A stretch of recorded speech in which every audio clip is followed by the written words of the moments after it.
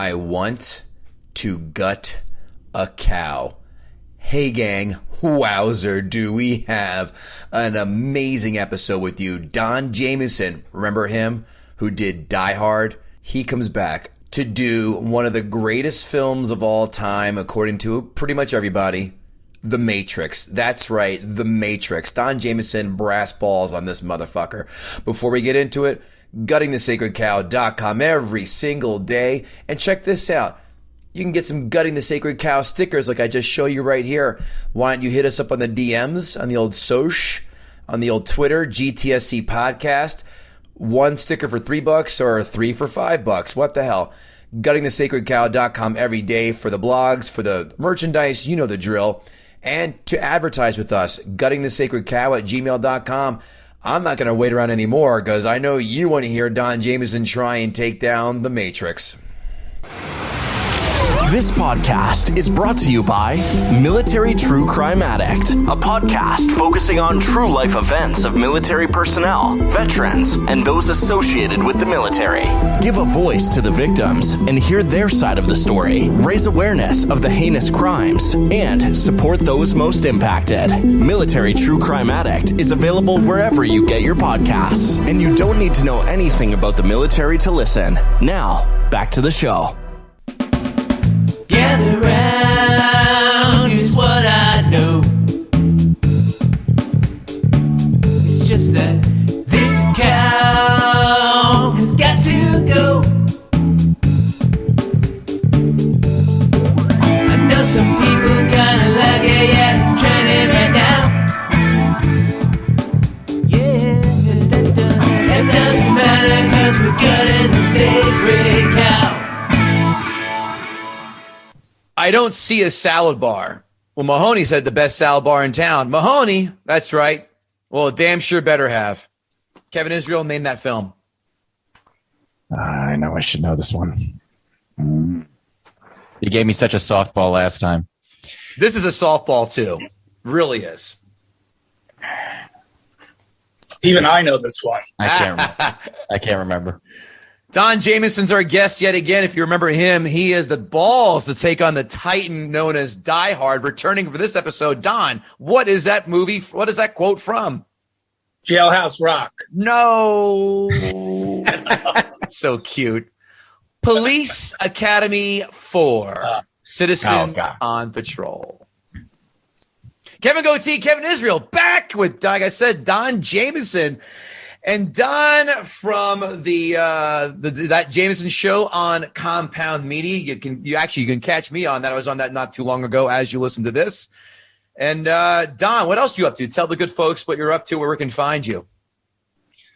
Yeah, I'm on all the social medias, Don Jamieson. Like you said, that Jamieson show, my little rock and roll hang. And, I love having comics in the studio with me. And, we talk comedy, we talk rock. I'm not it's funny, man, because like what you guys do, and you know how clever I think this podcast is, but that's what you guys do. You guys are movie buffs, right? Mm-hmm. And what you do would be the equivalent of me, like just booking guests on that Jamieson show that hate rock albums. You should. Like that would bum me, but that would bum me out. Like, doesn't it bum you out every week? You got to sit and have one of the movies you love get torn to shreds. Well, that rarely happens because if we do disagree with them, we tear them to shreds. They don't have the ammo that we do. That's for damn sure. No one has ever. I have to say, and I've complained to Kevin about this a number of times. That since doing this show, which we've been at for about a year and a half now, I don't have as much fun watching movies anymore. Like, I still love movies, but I start tearing everything apart, and I can't.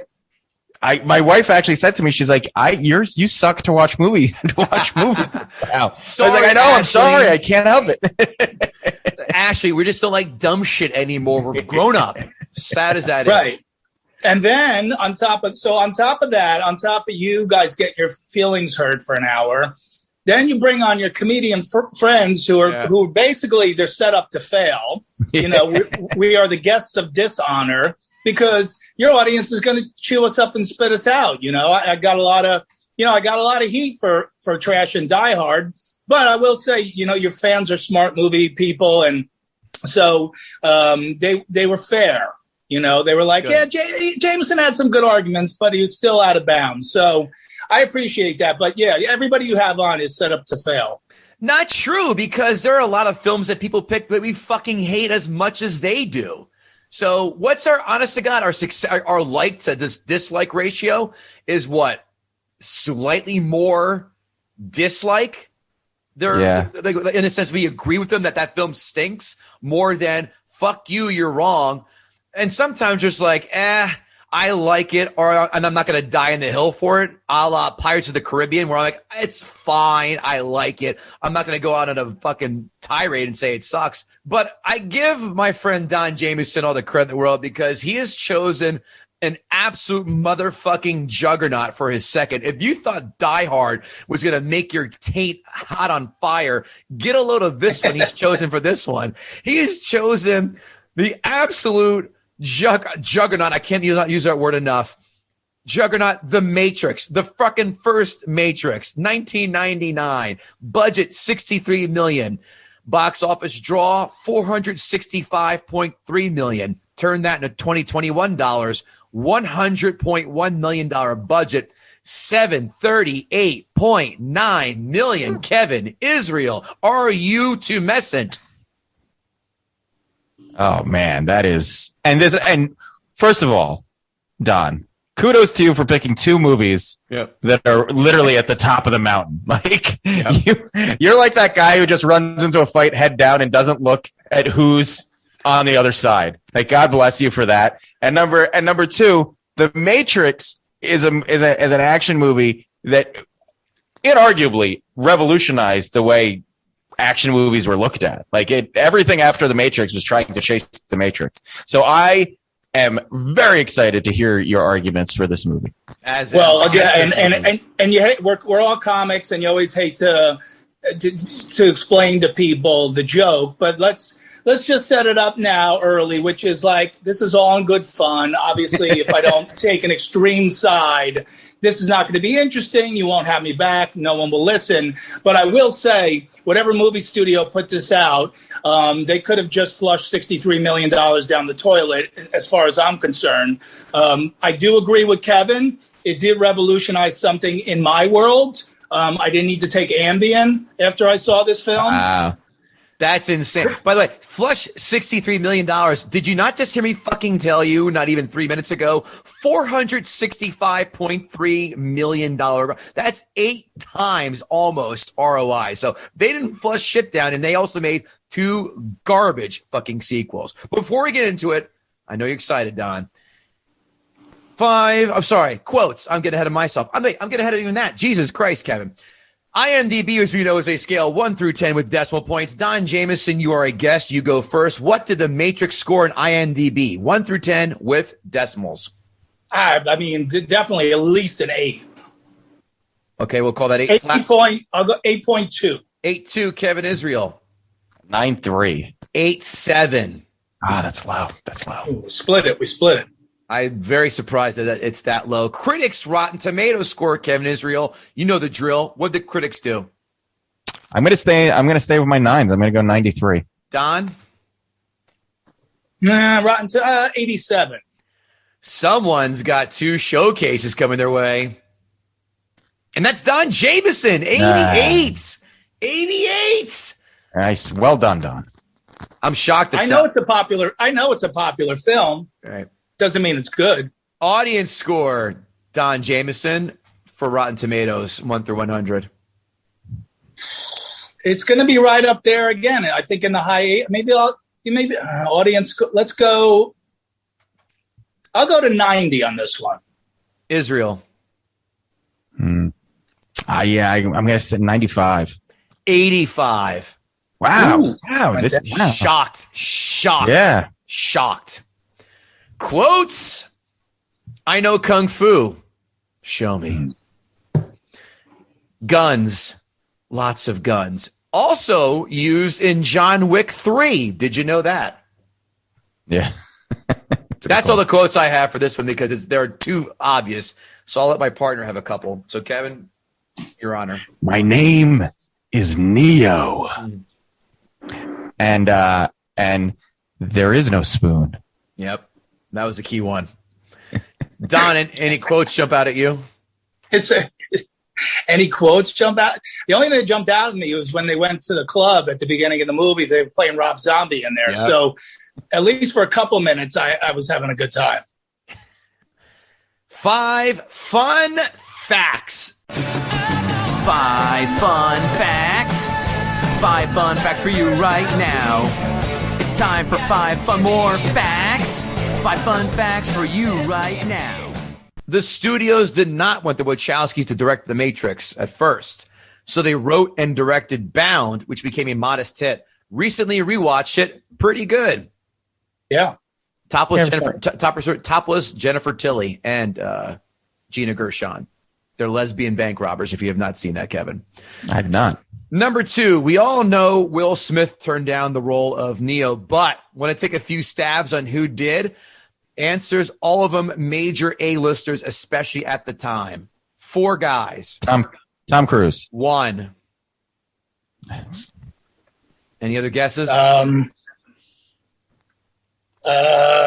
Who else? Chris Farley? I mean, he was turned down in his coffin, but not the role. Oh, okay. He was dead by then. All right. Yeah. Otherwise, he would have got it. My name is Neo, e vivo un Nebuchadnezzar down by the river. I think I heard this one. I think I was gonna say Matrix. Brad Pitt. Nope. Johnny Depp, Leonardo DiCaprio, and the one I would fucking kill to see, Nicolas Cage. Oh man. Yeah. I actually like the idea of Will Smith in that role. He would have brought something a little different. Well, you know why he turned this down, right? What film did he go off to make instead of this? Wild Wild West. Was that Wild Wild West? Yeah. Yeah. Jesus. He didn't go on tour with Jazzy Jeff. Parents Don just doesn't understand. Yeah, there you go.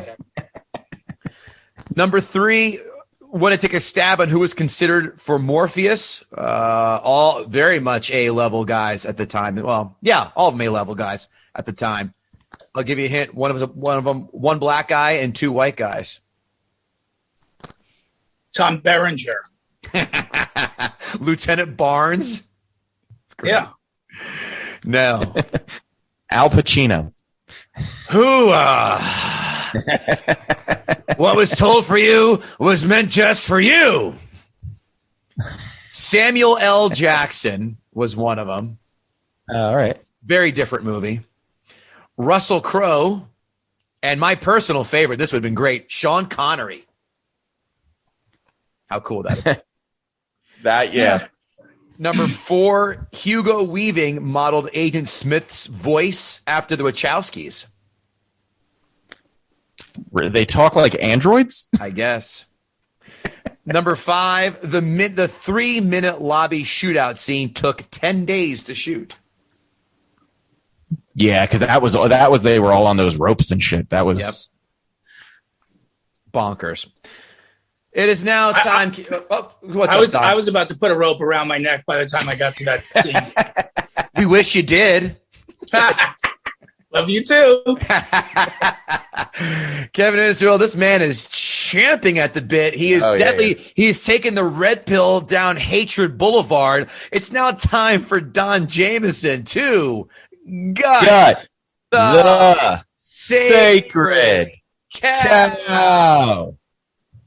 All right, I'll start by saying this because I did do Die Hard, and I want to. I now want to apologize for all the things I said about Die Hard, because compared to The Matrix, Die Hard is Citizen Kane, The Godfather, Gone with the Wind, and Birth of a Nation compared to The Matrix, which is 2 hours and 15 minutes of just desperately trying to stay awake throughout painful dialogue, painful special effects, and painful acting. Just nothing reasonable or worth watching at all. And of course, it starts out with these movies. They never get the feds right. You know, the guys who are supposed to be feds, and they put him in the sunglasses, and they all play the role exactly the same way. Like there's this cocky person, and they're wearing sunglasses at night and inside, and it's like it's a parody of what a Fed would be. You know what I mean? Like they put him in the suit, they put the dark glasses on him, but it looks ridiculous, and they act like they look, and so it always comes off poorly. The only guy that's ever played a Fed good is Clint Eastwood, and he's the only guy that can do it, apparently. So those guys were just as over the top as the Fed guys that were in Die Hard. Unbelievable, terrible acting, horrible. All right. Hey, wait. What Fed role was Eastwood great in The Line of Fire? In The Line of Fire. Right. That's a patriot right there. What about Tommy Lee Jones? He did a pretty good Fed. Okay, yeah, Tommy Lee Jones. So you're right. Okay, you guys know movies better than I do. But how about Keanu Reeves in Point Break? God damn it! Okay, now you've gone off the rails. I am FBI agent. So good. The opening scene is so over the top and ridiculous. You got this girl flying around the air, and just like Die Hard, there's bullets flying everywhere. Nothing hits her. Nothing gets close to anything. The truck runs her over. That doesn't kill her. It's like, you've already lost me for the whole rest of the movie, and I got 2 hours and 10 minutes left of this thing. So that's off-putting. Her name is Trinity. What is she, a stripper from New Jersey? What kind of name is that? Not a science fiction fan, are you, Don? No. I do. I like science fiction. I've seen Terminator. I've seen Predator. I've seen E.T. All good films. I'm shocked. Because it's not about. E.T. What's that? I'm shocked you like E.T. I fucking love E.T. But that shocked me. You said you like E.T. All right. There is a soft side to me. It's not just pure rage and hate. There's a soft side. But that's the thing. Like, that movie had suspense and all the dialogue just was really on point, I thought. And because I don't care about dialogue, like, to me, The Matrix is so boring. The dialogue was terrible. I couldn't figure out what was going on. Perfect example. I don't know if you guys saw A Quiet Place, that movie. Yes, both of them. Very good. So what is there, 10 pages of dialogue in the whole movie where you would normally have about 150 pages? Were you bored once in A Quiet Place? No. It was amazing. No, they're very tense movies. So that's the kind of movie, which is a sci-fi movie, that I love, because all the stuff isn't set up in the first, say, 5 to 10 minutes of the movie like it is in The Matrix. You know Keanu Reeves is not dying. You know Morpheus is not dying. You know the chick's not dying because they have to crowbar in a dumb romantic storyline in there. And it's like, and then all the other people, you go, all right, some of them might die, but you don't really care about those characters. So it's like, once you have that, what do you care about the movie after that? By the way, I once peed next to Larry Fishburne. I just wanted to throw that in there. I like how you called him Larry. I like how you called him Larry Fishburne, because that's so funny. He started off as Larry Fishburne he was in Apocalypse Now. It was his first film. And are you ready for this? Nightmare on Elm Street 3. Oh, so should I address? Oh yeah, that's right. Yeah. I peed next to the guy. I didn't call him Larry. Did you look? Of course he did. You know what, man? I didn't. I was a professional, but I did look over at him, and he smiled at me. So I don't know if he was looking at me, but I did pee next to him in New York once. How do you? And he really is one of our. How do you smile through a glory hole? How does that work? No, that was a Samuel L. Jackson. I was consoling him that he didn't get the role in Matrix. You never call a boner a smile, Kev? I think Lawrence Fishburne is definitely one of the finest actors of our generation. But I think what takes away from his performance in this is the same thing that I see in a lot of movies like this, and also a lot of TV shows, particularly NCIS, Law and Order, all those crime shows. Everybody in those TV shows and in these kind of movies, they all act at the same exact level. Everything is urgent. Everything is this. There's no levels of acting. They're all acting the same. They're all just in a bad mood, and everything's And then when they have to make a point, they can take the sunglasses off and really drive the point home. But no one raises their voice in the whole movie. It's all flat. The dialogue just flatlines the entire movie. So, Fishburne, he goes, this is how I'm playing this character. Maybe he didn't know everyone else is going to play the same character. So, to me, it's like all the characters were just one big glob of monotone characters, It was like, I love Stephen Wright, but I don't need to see 6 of them in a row. Wearing trench coats. Right. Well, in a trench coat, look, and the trench coat didn't bother me. I worked with Bob Levy in the 90s. I like the Florida, the top to floor leather jacket. But the whole thing with the sunglasses, beyond ridiculous. Like I said, the guys who were like the feds with their dumb glasses on, then Fishburne with the glasses that didn't even have arms on the side. How do those stay on? What's he going? Was he swimming the 200 meter, whatever relay after this? At the end when they're shooting each other up in the scene that took 10 days to shoot, which I wouldn't have taken 10 minutes to shoot that scene. They're wearing sunglasses. Of course, they can see perfectly. I walk into a comedy club after driving there for a half hour with my sunglasses on. Someone says, hi, I can't even see who they are. I'm like, wait, hold on. Let me take my glasses off.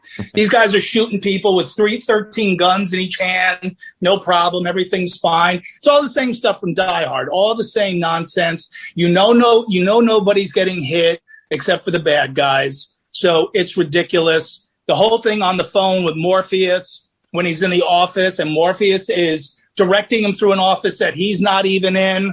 I mean, come on, give me a break. I mean, that was so lame. The only thing that would have made it funny is if Keanu Reeves ran into like Milton from Office Space. That would have been funny. Looking from a stapler? Yeah. I mean, there were so many sunglasses at night. I was waiting for a Corey Hart song to start playing in the background. Ridiculous. And then the best joke in the movie was terrible. You've been bugged. Ha ha ha. Yeah, because they put a real bug in him. Ugh. Fucking horrible. What else did I got here? What did I write? Meets Morpheus. He has sunglasses. Oh, the noir. Okay, I did that. And with that scene in the office, let's say the office is getting shot up where you work, Kevin. Would you be listening to a guy on the phone tell you how to get out of there? It'd be like, dude, I can't talk right now. I'm got to get my head blown off, and you'd figure your way out of there, right? That's a safe assumption, yeah. Right. I know you're supposed to suspend disbelief. I get that, but we're talking. This is the first 15 minutes of the film, and like everything is completely unbelievable. And then the most unbelievable thing of all, Neo doesn't know from anybody. He doesn't know from this broad that he met at the club. He didn't even like finger her or anything, right? Like there's nothing there. And then he's in front of this guy, Fishburne, who's an imposing character, this and that. And he gives him a choice. You take this pill, you go home. You take this pill, you go to hell. Oh, well, of course I got to take the pill that's going to take me to hell for the rest of the movie. I mean, come on. That's so corny. Just kidnap the guy and tell him you got to do this. You're the guy for the job. You're the one. You're the chosen one. We picked you. But for him to pick a pill, I'd go, no, I'm going home, bro. I just got yelled at work for not coming in on time. I got no time for your nonsense. You got no arms on your sunglasses. I can't even look at you. Don was taking both pills and said, fuck it. One of these good things is going to happen. And by the way, let's mix this shit up. To be fair, it's really hard to finger a chick through leather pants. I'll give her credit on that one. That's a tough point. Well, she looked good. She looked good in leather. Yeah, it is tough, but she looked good. She looked good in the leather pants. Nice looking lady. And we will get to the whole romance part of it. I I don't know. Reeves was in good shape. Maybe those were steroids he was giving him. I have no idea. Maybe I was jealous. He has abs. I don't. But just that scene where he had to make a choice, like that's something James Spader does, like in every movie. Like he always finds himself in these weird situations, and then he just kind of goes with it. But Spader pulls it off somehow. Like Spader just comes off as that guy that will go, yeah, okay, I'll go along with this. Oh, crashing your car off the highway turns you on, gets you horny. Oh my! I'll God. do that. Sure. What a pull! No problem. Crash. That was NC-17. Deborah Kara Unger. Come on, I'd crash a car for her. Yeah. Her career crashed too. And then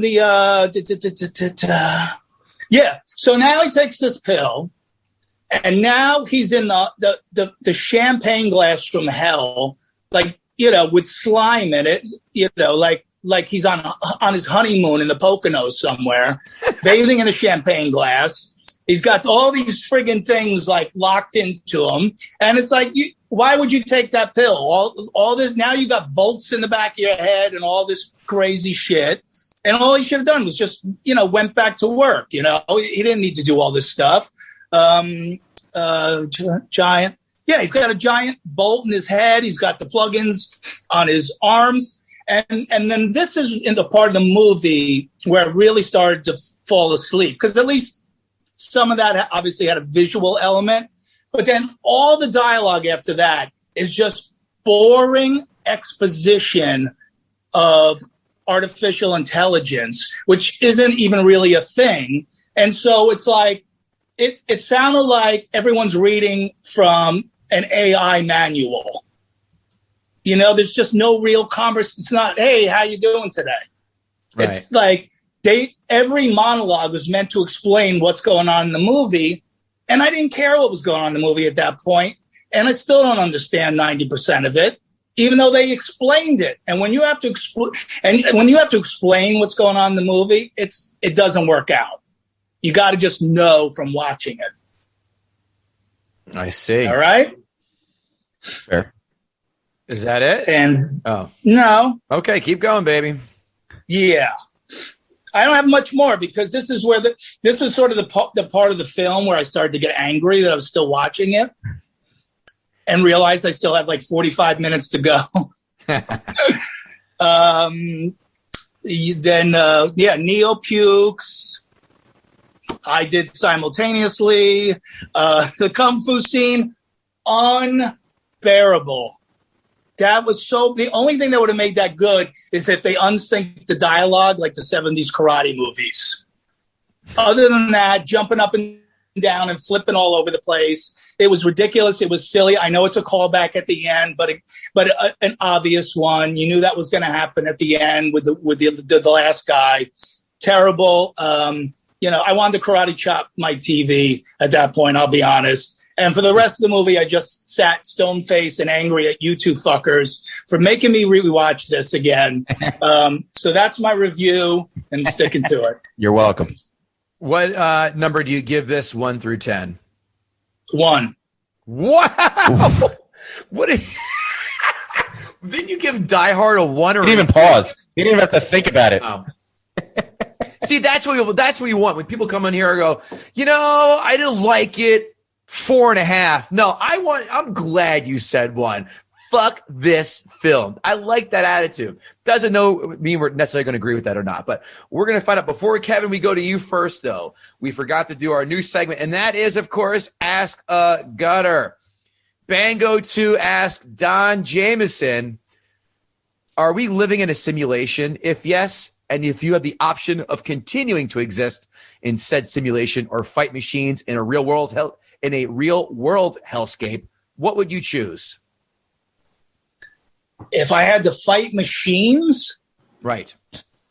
Are we living? Are we living in a simulation? That should be the first question we answer. Yeah, I don't. You know what? This is this doesn't come up on my nerd radar. This kind of stuff. I like I said, I like the Schwarzenegger films. I like to hang next to Arnie and mess. Fuck up the Predator or whatever. I don't know what. I don't really. I don't have a good answer for that. Obviously. fair. I like living in the real world. Brandon Oglesby asked, is your gutting based on real issues, or are you just that emo kid in high school that hates popular stuff? I saw that one on Twitter. Yeah. This guy doesn't know me at all, but he kind of knows me a little bit. Obviously, I'm a metalhead. I have always gone against the grain, so I usually don't like things that are super popular. But listen, you're surprised I liked E.T., so there's no reason that I shouldn't have liked this movie. I think Keanu Reeves is a good actor. I think Fishburne's a great actor. So, Larry, I go in with an open mind, and I came out angry. He also wants to know, what's your idea of good sci-fi movies and TV? I ask only because I've never heard of a good reason for not liking this movie that wasn't about the CGI. So he wants to know, what's your idea of good sci-fi movies and TV? Well, I'll say this. I named the movies that I like pretty much, right. But I mean, and there's others, but the CGI to me was actually probably for me the best part of the movie, because at least there was some visual effect going on. Yeah, it still holds up, I think. Kevin, agree? Yeah. I was impressed by how well it held up. Fantastic. I think that does it for Ask a Gutter. Does it? Yes, that'll do it for Ask a Gutter. Kevin Israel, why don't you start off tonight's session? So this movie goes back to my senior year in college. I think it was one of the last things I did in my senior year of college. I went on a date and we went to see this movie, and I'm reminded how well they marketed this movie, because everybody wanted to see it and nobody had any fucking idea what this movie was about. You knew there was, I think there were some action scenes that you saw in the trailer, but you had no idea what it was going into it. And I remember walking out of this movie, and the girl I was dating at the time was like, all right, let's go to like a party or bar. And I was like, you got to shut up for a minute. Like, I need to think about what just happened. Like, I wanted to go sit somewhere and really consider this whole idea of being in a simulation. I think it really took me how much I didn't know about this movie. And especially in today's day and age, when you very rarely go into a movie and not know everything about the movie. So, this was probably one of the last big budget movies that really took that marketing chance of not telling you anything that you were getting into. So that always stood out to me as being such a cool kind of special experience, as one of the last times that I went in excited about a movie with really no idea. I think Independence Day did it too. You just knew that the Capitol building exploded or the White House explodes. Yep. That was it. And they just don't do that anymore because they don't have the faith in the audience to take a chance. So, but the movie itself hasn't aged great. It's aged okay, but there's a lot of stuff in it that a lot of the storytelling choices, I feel like, number one, they didn't have a lot of faith in the audience, because Don is right. They do explain a lot. And there's a lot that have the beginning of the movie when she's sitting in the desk and then the cops break in. Why is she just sitting there? There's no reason for her to she's sitting in the corner of a room facing away from the door, just sitting there. And there's no explanation for why she's sitting there. And then when she goes to get Neo and they're in the club, which is, by the way, the quietest nightclub ever, because they're able to whisper to each other and have a conversation. Kevin, that's a great point. You just made two great points. Although I'll say the thing about her just sitting there when the cops came in was like her confidence at being like this kind of superhuman chick. Like, she knew she could kick their ass at a moment's notice. I sort of, let reality pass on that one. But the nightclub thing was so funny because she leans in to talk to Keanu, and she's like an inch away from his ear. And as she leans in, the music goes down. Yeah. And if you've ever been drunk in a nightclub trying to talk to somebody before, you'll know you're like, hey, my name's Kevin. Levin? Yeah. Kevin. You're trying to fold their ear down. Kevin. Yeah. Good enough. Go with whatever you believe. But my question is, and this has always bothered me, why didn't she just take Neo to see Morpheus at that point? She was with him. He was there. She was telling him that he's in danger. She could have just taken him to see Morpheus at that point. They didn't have to go through that whole rigmarole of him getting the phone and getting chased around the building and then getting taken hostage by captured by the agents. That whole thing she was right there. You could have cut out almost 20 minutes of this movie. That was sort of the scene. Obviously, being held by the agents was cool and moved the plot forward a little bit. But the whole scene in the office, I don't know that did a lot. And I didn't realize, and I almost felt like I was watching the wrong version of the movie. I didn't remember there was this abrupt edit from him standing. He's like looking out on the ledge, and then suddenly he's being arrested and taken into the car. And there was nothing that explained like how did they get him. Did he go back obviously he went back in the building. That was such an abrupt edit. It felt like there was probably more there and they had to shorten it. So they just cut it out because it was a very awkward transition. The scene where he is captured and being held by the cops or the agents is so awesome. I love in movies and this does happen in real life where people say, I know my rights. No, you don't. No, you don't. You don't know your rights, and you think you do. And if you knew your rights, you wouldn't be talking at all. And whenever they go, I want my one call, that's not really a thing. They can give you a call, and you're allowed to have a lawyer, but there's not this thing where you get one phone call. That was something made up by the movies and then just propagated through movies. And now probably every perp who gets booked for something is like, I want my one call. And the cops are like, we don't have to give you a fucking call. Where are you getting this from? You watched too many cop movies. It's like when people don't say goodbye on the phone. It's just become a thing. Yeah, right. Exactly. The scene where the going back to the scene in where they're interrogating him, they suddenly start. There are a bunch of guys and they're like a bunch of big guys in suits, and suddenly they knock him down on the table and they start tearing his clothes off. I would have been like, oh my God, okay, they're just putting a robot in my stomach. I thought this was going to go somewhere else so much worse. I'll deal with this thing in my gut because I thought I was about to get raped in the ass by you weirdos.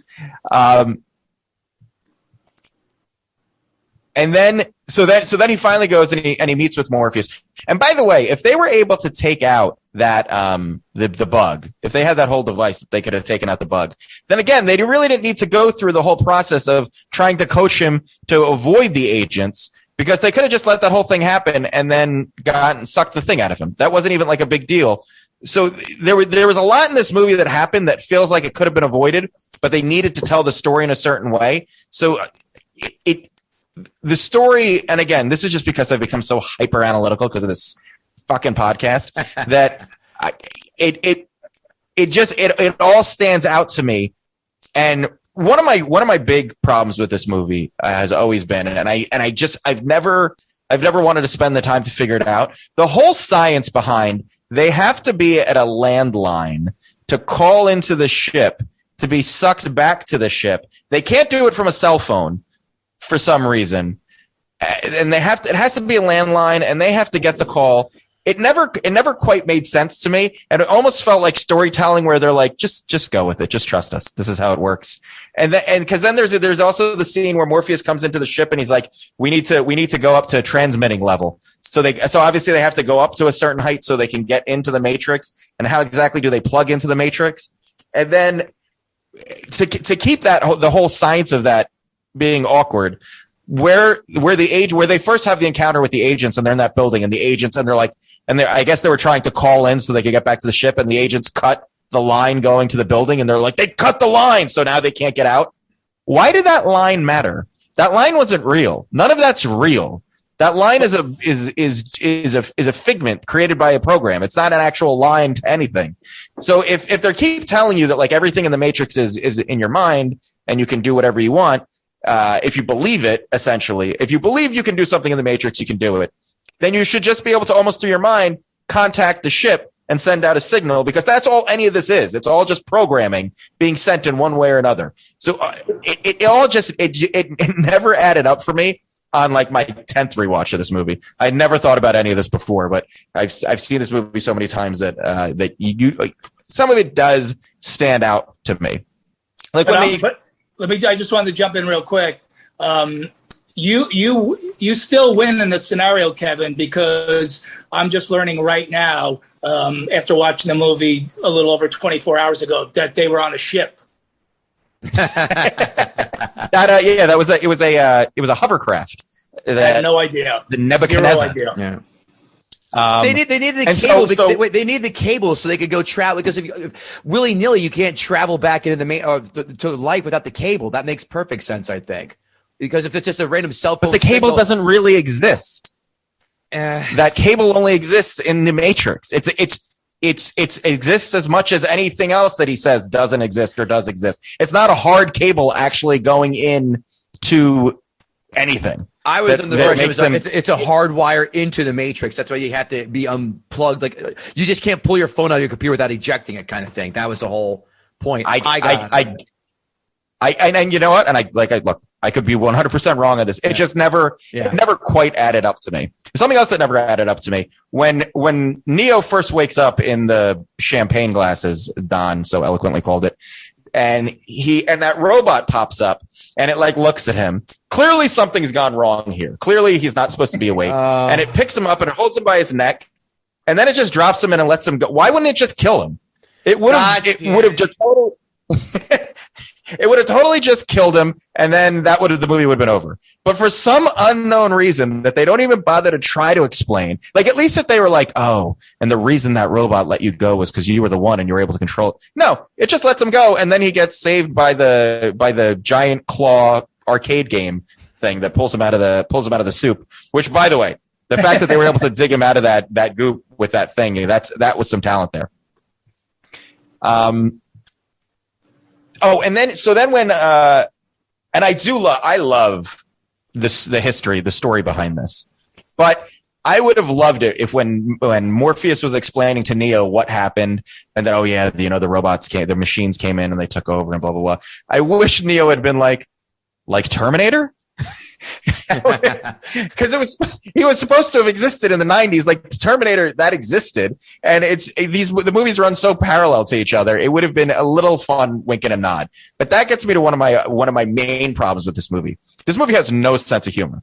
At no point does it have any, and you have to think, you have this guy who's essentially a time traveler. He thinks he's in the 90s, and then he suddenly finds himself in 2199 or 2299, whatever it was, and he doesn't have that. He has no sarcasm, no way. And most people in awkward, uncomfortable situations usually resort to their humor as a defense mechanism, as a way of coping with it. He doesn't. He kind of does it a little bit once or twice where he's going to jump off the building and he's like sort of talking to himself.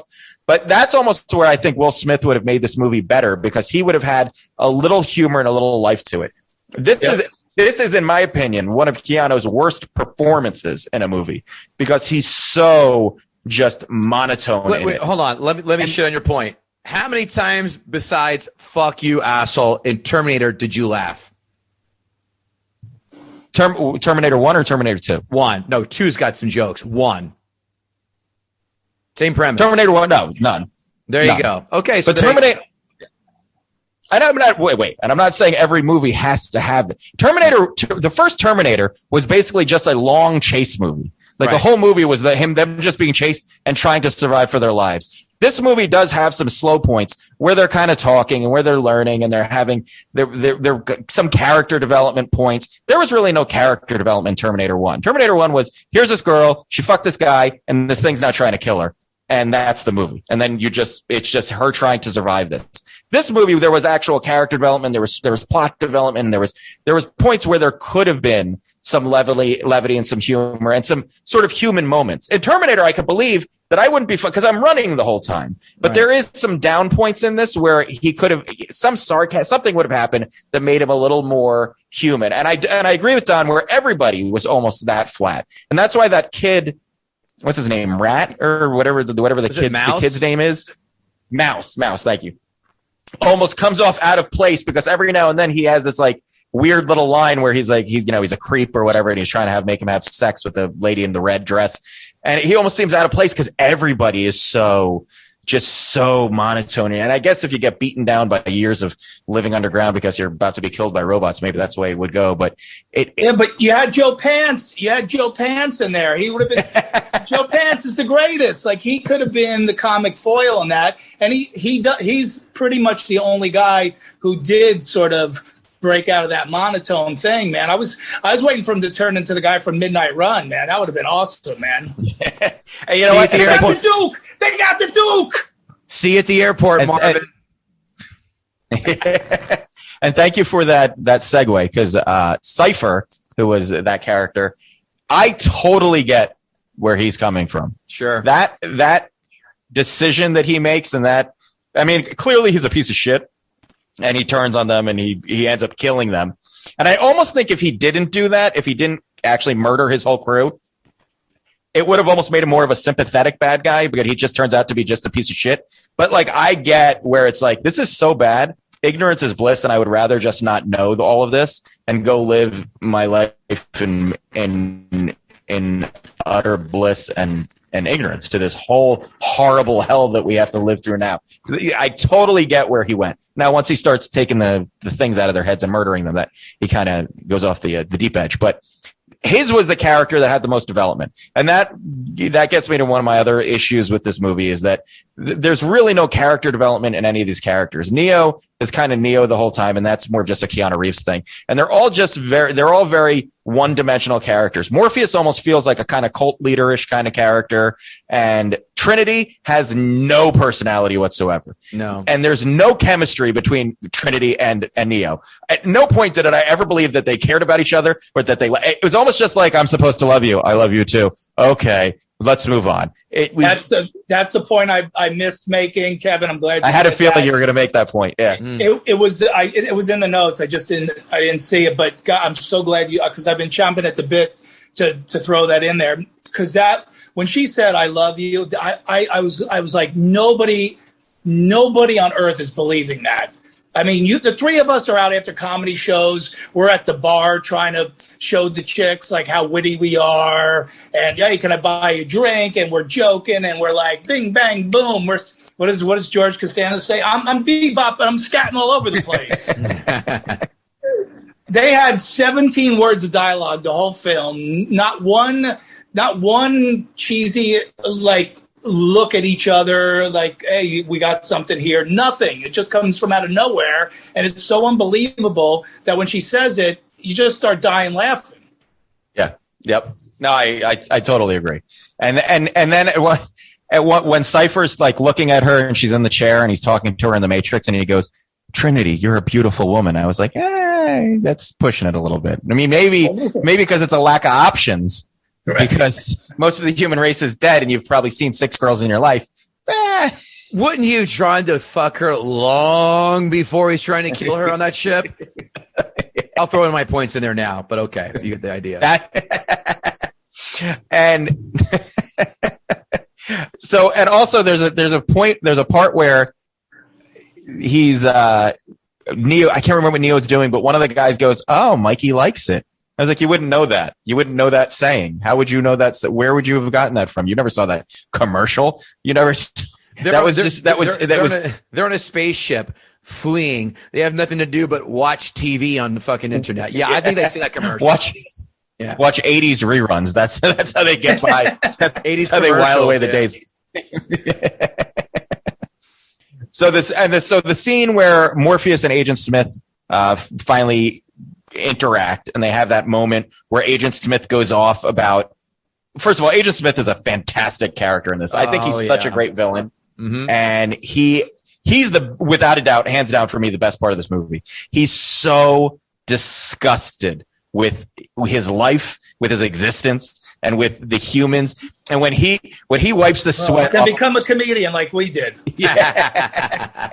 I don't think Hugo Weaving is a very funny guy, but when he wipes the sweat off of Morpheus and smells it, you can just feel, it's palpable how much he hates these things. And that scene is so fantastic.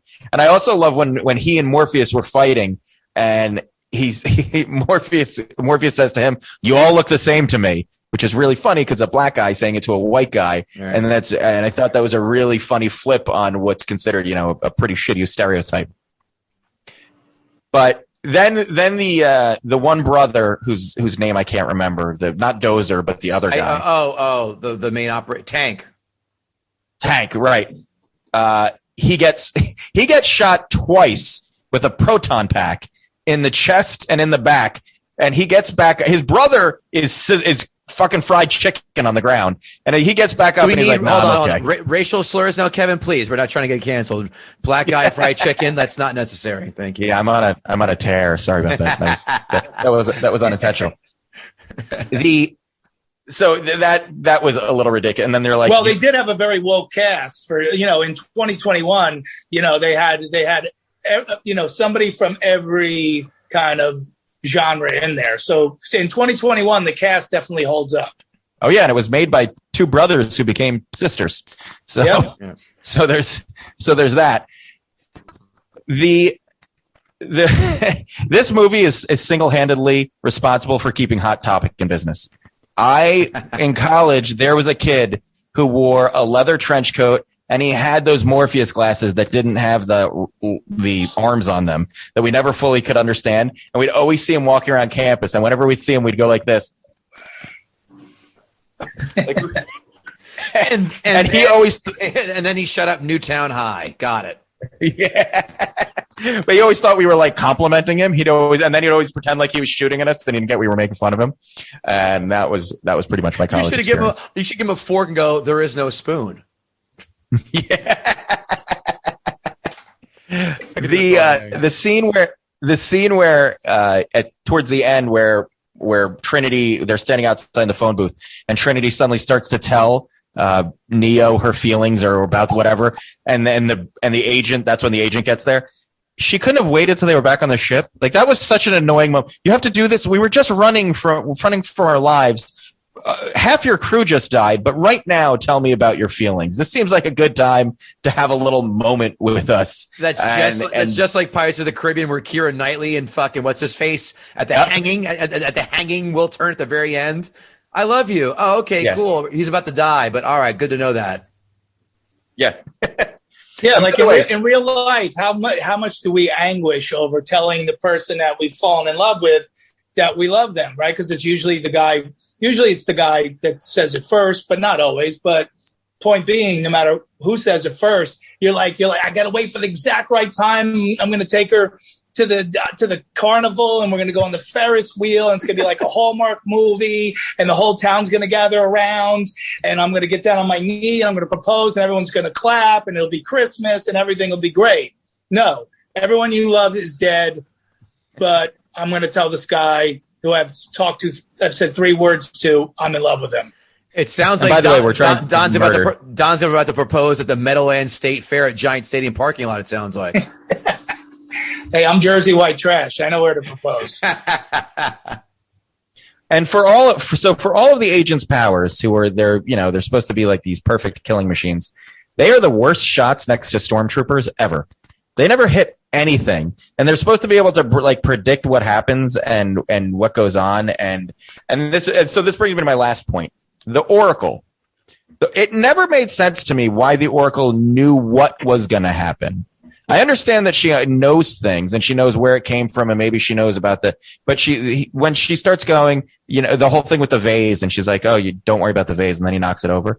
Why is she able to see the future? That doesn't make any sense. And I guess it made a little more sense when I think it was the second movie or the third movie, the second movie, where they met the architect and he started saying about how this all happened before. And this is, the 7th time this happened or whatever. But it all happened it happened down to the detail of him knocking over the vase that she knew. That seemed a little out of place for me. But I do really like the Oracle character. And I love that scene where they're in the apartment and they have the weird little Buddhist looking kid bending spoons and they're juggling blocks and whatever. Anyway, overall, I still love this movie. I knew it. I fucking knew it. And it does have a lot of problems. A lot of it. I have to admit, it has slipped a little bit. It's not. And I think just because so many incredible science fiction movies and stuff has come out since then, that you start holding it to these standards that have built on it actually. But the concept of this movie is amazing. The characters aren't great, and there's not a lot of meat to dig into as far as the characters go, other than Agent Smith. But that just goes to show you how great the concept of this movie, the idea of being trapped in a program and not even knowing about it and fighting in this world that's not real and this virtual reality. it still blows my mind, and I still go back to the point where I saw that movie and I remember how blown away I was about it. So has it lost maybe half a step? I think so, but does it still hold up, and is it still a great movie for me? Yeah, I will always love this movie. Number? An 8. Oh boy. These notes brought to you by guttingthesacredcow.com. Every day you can find fantastic articles, and a lot of that doesn't happen where Kevin Israel and I pull out stuff that they try and pass off as regular daily occurrences, but in real life just don't fucking happen. Like in Rocky 3, Rocky and Clubber Lang are trading blows, but no one has their hands covering their fucking face. Give me a goddamn break. And of course, if you want to advertise with us, guttingthesacredcow@gmail.com. Notes.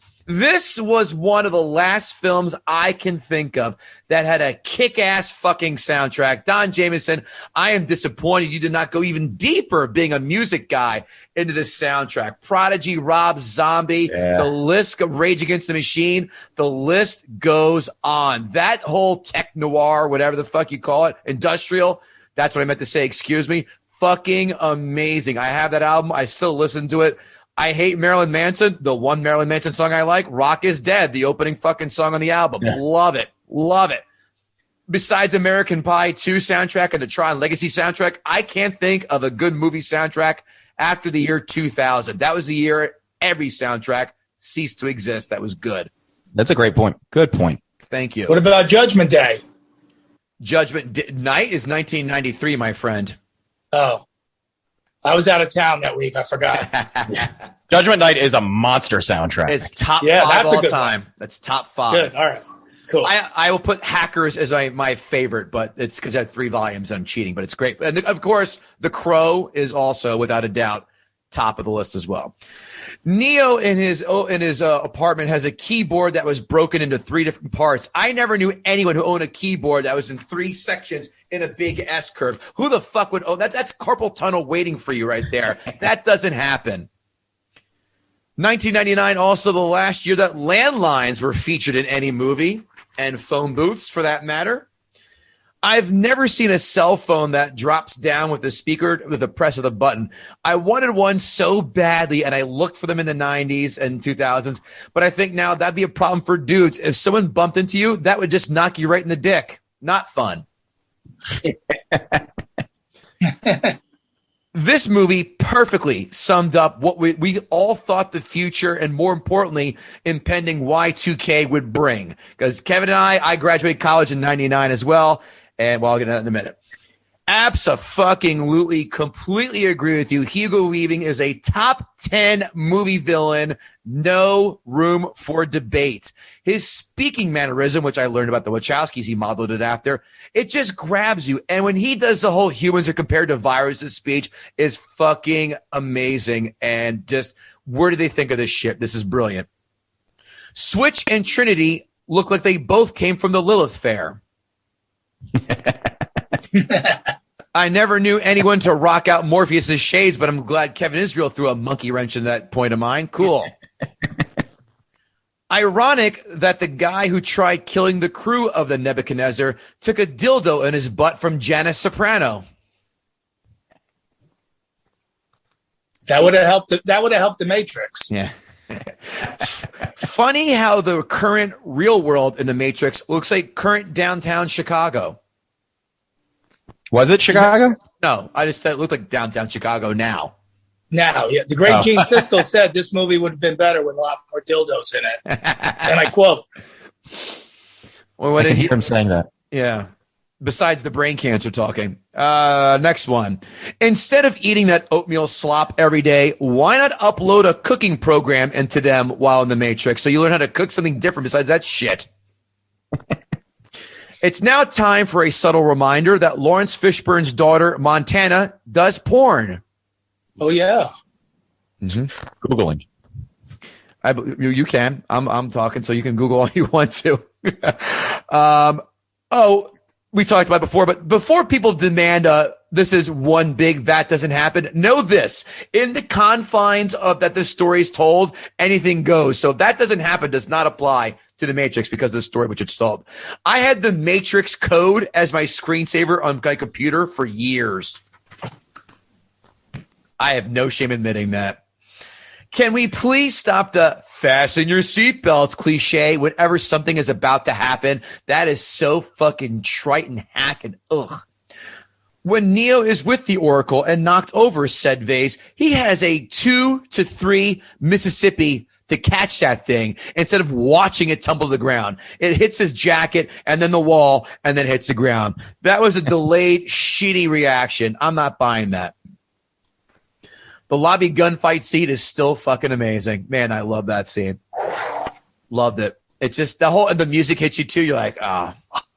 And parodied very well in the film Scary Movie. Yeah. I'll never forget. Yeah, they did in the movie Scary Movie, which is a funny fucking film. How many Matrix references did you have in your act after that movie came out? I wasn't doing Comedy 99, thank God. Okay. I remember how this transpired to a T. Kevin Israel, you're right on most of it. The Super Bowl had a 15-second teaser and then told you to go to the website, whatisthematrix.com.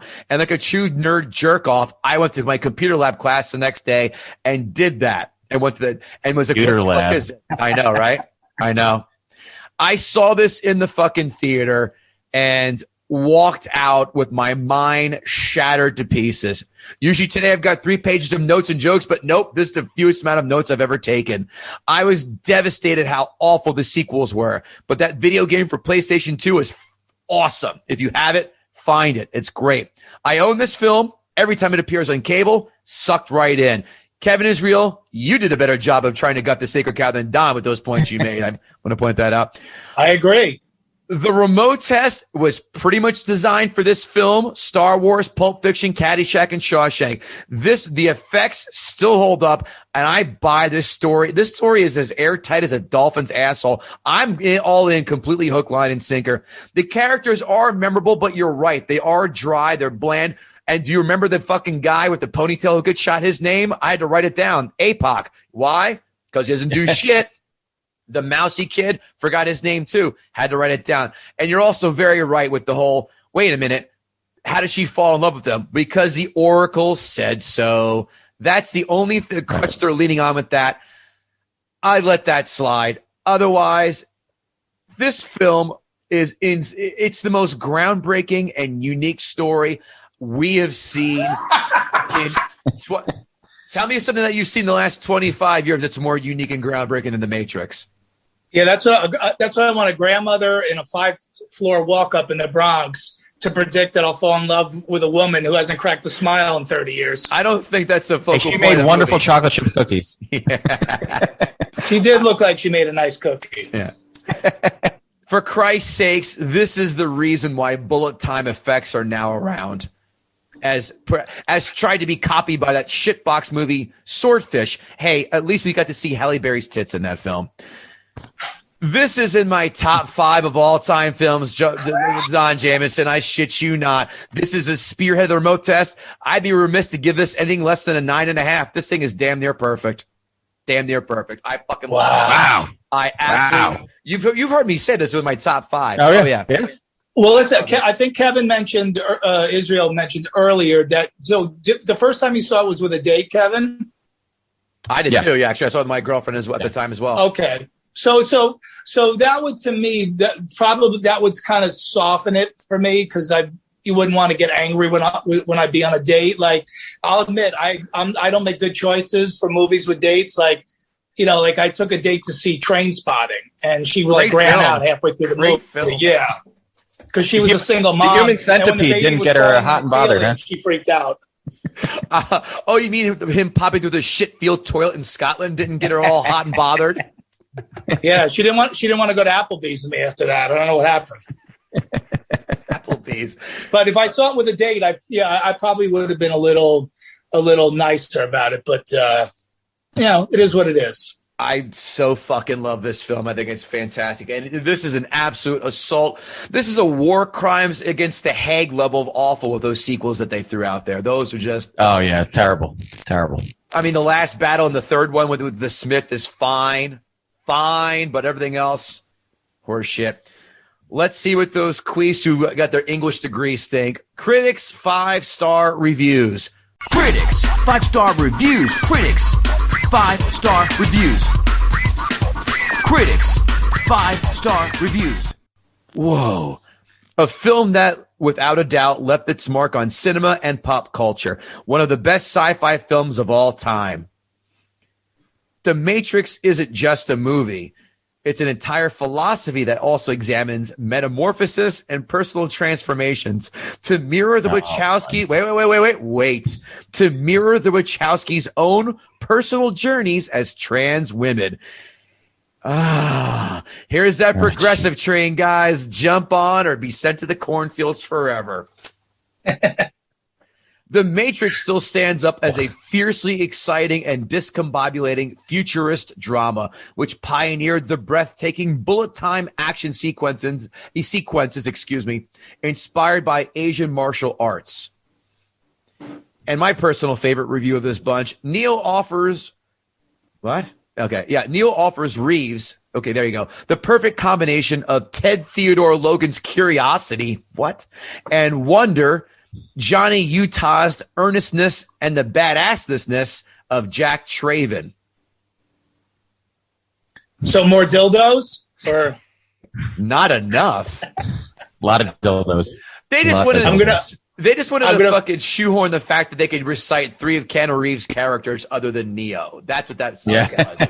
Fuck you. Could anyone ever pull out Jack Traven? No. I like Speed. I think Speed's fun. It's great, but I like Jack Tripper. Jack Tripper, damn right.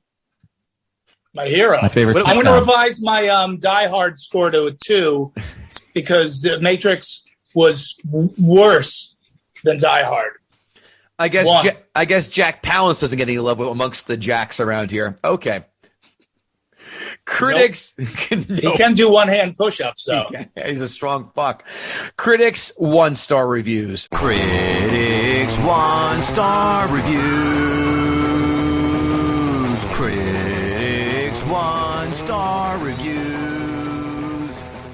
The Wachowskis have borrowed bits from here, there, and everywhere, and then they put them on their genital area. Hey-o! Thank you. And then they have ended up creating a 2-hour and 15-minute jumble of cultural and philosophical references with violence to spare, but precious little clarity or logic. Word soup, party of 3. He's got a thesaurus. Do these people think do they talk like this when just hanging out at I don't know, a bar? You know? This conversation, I find you to be lacking clarity or logic, but damn, those D cups are just fantastic. If you weren't so didactic, I find your logic elementary and pedantic at best. But I love a tramp stamp. That means you're an easy catch. There's not much humor to keep it all life size, and by the final stretch, it's become bloated, mechanical, and tiresome. Much like my act. Is that what VH1 said when they canceled that metal show? Yeah, pretty much. Fuck them. It's a great show. At least the Wachowskis attempted to do something different than what had been seen before, even if the finished product isn't quite the success they obviously yearned for. Motherfucker, it made $650 fucking million. I think that's a success. God, I hate critics. The Matrix is to overblown silliness as to Mount Rushmore is to big stoneheads. All right. That doesn't resonate at all. No. I know geography. Yeah. Or I know national landmarks. That's a better thing to say. Amazon 5-star reviews. Amazon 5-star reviews. It's time for Amazon 5-star reviews. 5-star reviews. A couple of these are wordy, but believe me, worth it. The Matrix is a classic film and will continue to appreciate as we ascend into the technological advancements of today's world. It's incredibly odd watching this movie 20 years later and somehow seeing how the assumptions of the internet technology and society were addressed here. All that withheld, it's still a great piece of sci-fi action that has been rarely met with a competitor or similar style. Yes. Wow. I just said I wanted the chicken parm, dude. That's all.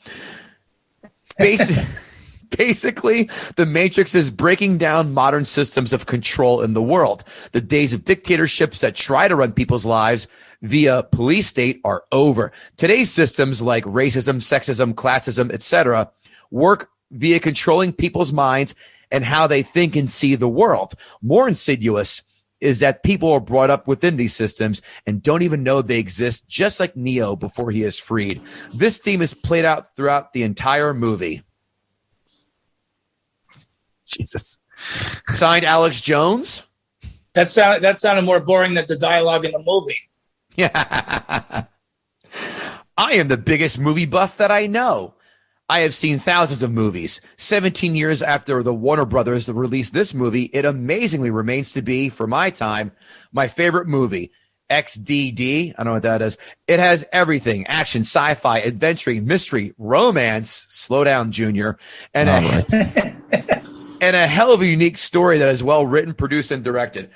To coin a phrase from an earlier Keanu Reeves movie, excellent. One of the best movies ever. I understand how a generation that was born after cell phones, PCs, and the internet were commonplace might find it hard to appreciate just how awe-inspiring this movie was, and for many still is. Keanu Reeves, you just had my heart from the first time I saw you in Paula Abdul's video, Rush Rush.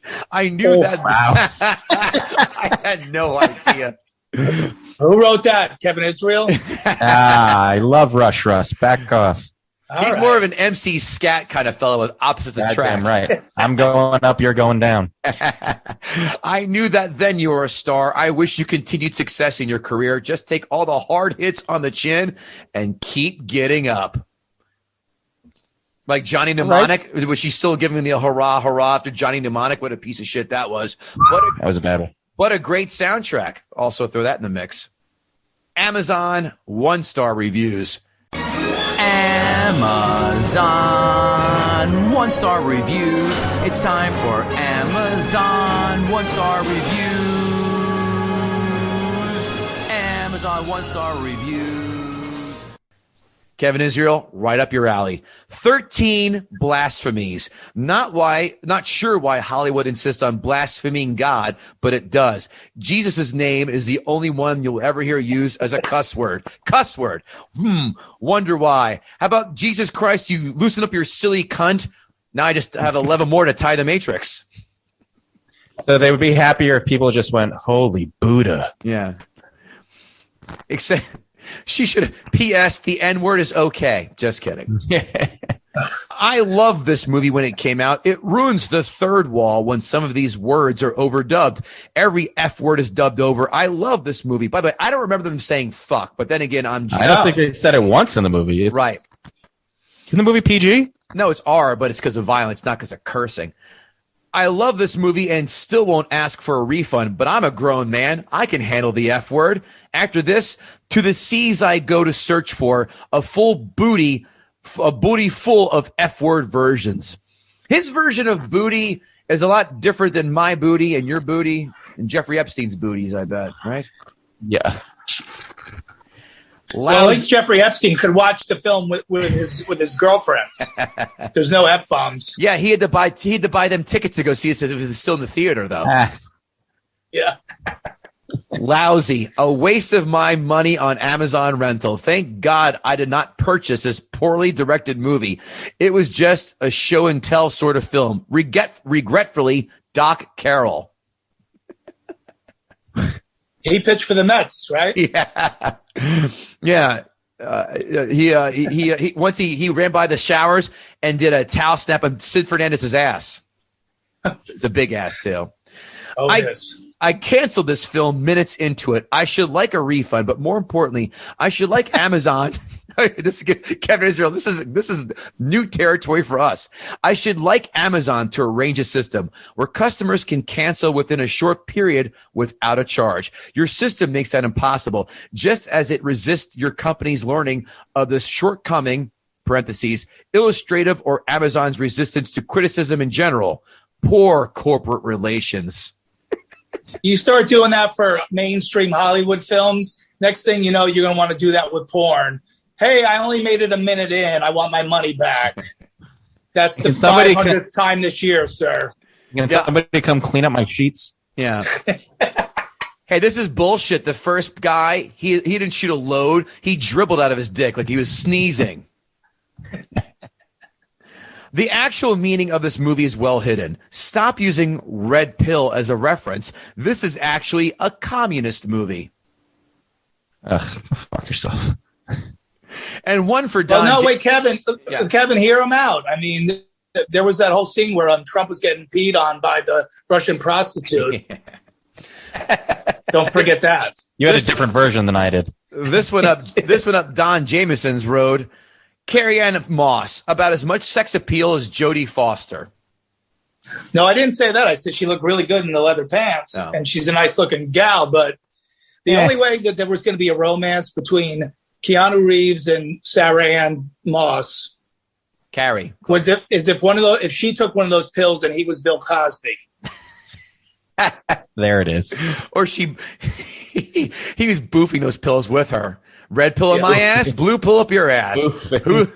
I love that word boofing. It's so great. Kevin Israel, the Don Jameson gut the sacred cow. I love Don Jameson. I do too. I do. I adore Don Jameson, but I'm sorry, Don. This movie was just too big for any of us. Matrix is just an iconic science fiction movie that I think will survive the cockroaches. So you made a lot of awesome points, and I agree with much of what you said. The characters were boring. A lot of the dialogue is kind of ridiculous.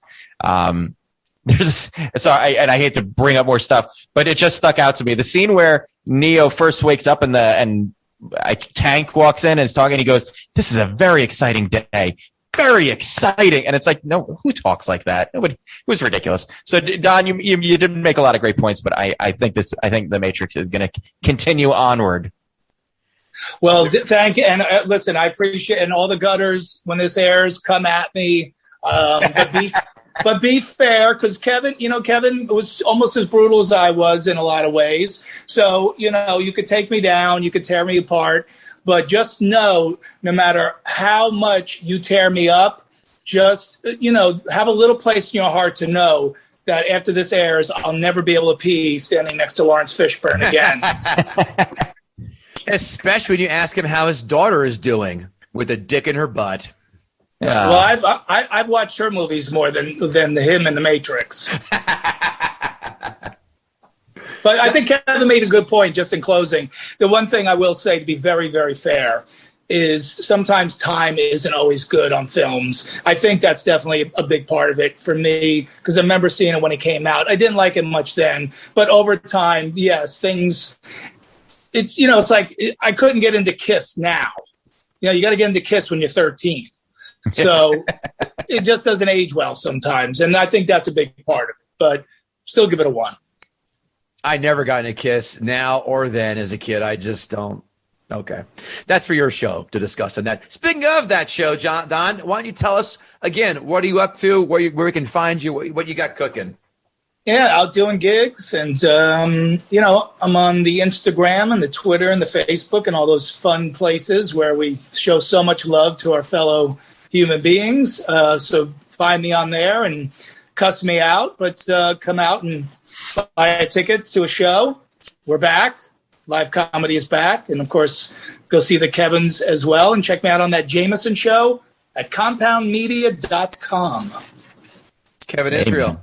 Yeah, man. KevinIsrael.com for my dates and shows coming up. I'm at Foxwoods Casino up in Connecticut at least once a month. So if you're up there, come check me out. And more importantly, leave us a 5-star rating and a quick sentence review. It helps us. It helps boost the visibility of our platform and makes more people get to listen to exciting reviews like what Don Jameson just gave us. And we want more fans. We want more people to know about us.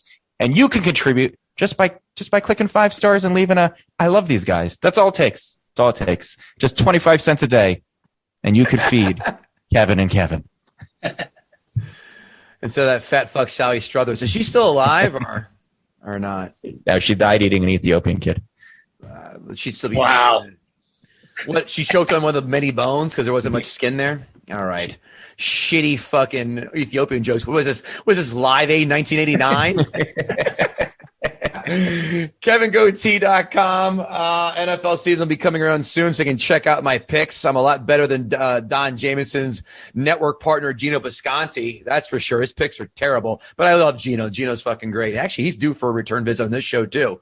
KevinGoatee.com, GuttingTheSacredCow.com for all the blogs we do every single day. You want to advertise with us? GuttingTheSacredCow@gmail.com, or just drop by and say hi. And we are selling our stickers. $3 for one or 3 for $5. Just DM us wherever you catch us and subscribe to us on YouTube. We're getting closer and closer to monetization. Just turn off the notifications. We don't give a shit as long as you subscribe. That's all we fucking want. Don Jamieson, man, we love hanging out with you. And holy shit, the best, Don. I look at the clock and we have gone an hour and a half. That's a long time. I think that breaks Landau's record when he did Good Will Hunting of time. So well done. It was really fun, guys. I love the podcast, man. And I hope you guys make $1 million on it. We're trying. Me too. God knows we're fucking trying. Or at least 100. We'll take it. We'll take it. $100 would be just quite dandy, too. Kevin Goatee, Kevin Israel, thank you, Don Jamieson. We'll see you guys next time. Later.